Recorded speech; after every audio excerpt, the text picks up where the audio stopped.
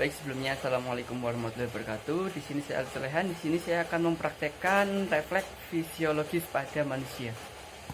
Sekian video refleks dari saya. Apabila ada kesalahan, saya meminta maaf yang sebesar-besarnya. Wassalamualaikum warahmatullahi wabarakatuh. Baik, untuk tahap yang pertama yaitu tahap pemeriksaan kekuatan otot. Untuk tahap pemeriksaan otot kita mulai dari bagian tangan. Untuk bagian tangan supaya bisa diluruskan.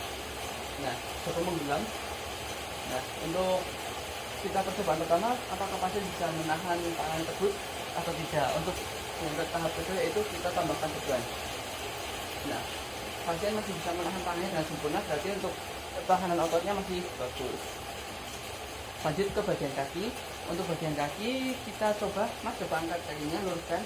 Nah, kita meminta pasien untuk mengangkat kakinya dan tanpa kita sanggah, kemudian pasien masih bisa menahan kakinya, kemudian kita tambahkan misal tekanan dan pasien masih bisa menangga dengan sempurna. Lanjut kedua yaitu tahap pemeriksaan sensasi nyeri.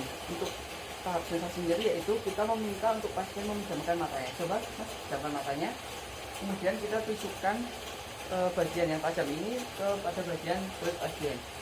Nah, apa kerasa Mas? Iya. Nah, jika berasa maka untuk sensasi nyerinya masih bisa dirasakan oleh pasien.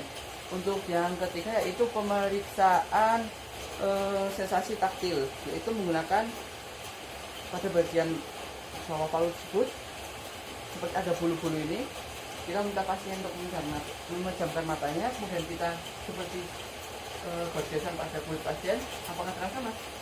Nah, berarti untuk sensasi taktil atau responsi dari kulitnya masih bisa dirasakan. Untuk yang keempat yaitu refleks pada tricep. Untuk pada tricep yaitu biasanya kita cari pada bagian bagian bawah siku sini, kemudian kita